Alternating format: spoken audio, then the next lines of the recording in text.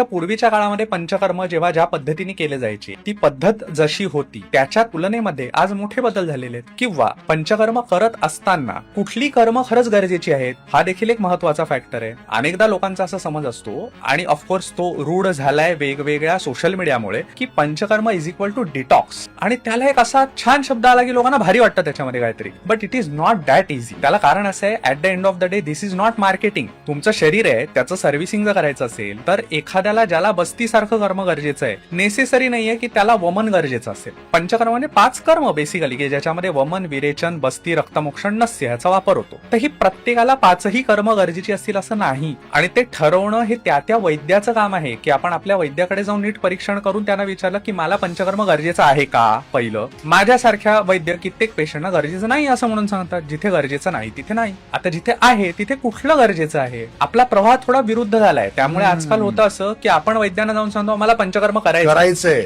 This is a wrong method. हे अपेक्षित नाहीये. It is not a fashion. त्याच्यामध्ये खूप साऱ्या गोष्टी इन्व्हॉल्ड आहेत आणि ती काळजी घेऊन जर का आपण ते केलं तर आपल्याला त्याचे लाभ होतील आणि त्याची हानी होणार नाही. हा सगळ्यात महत्वाचा फॅक्टर हा त्या बाबतीत येतो.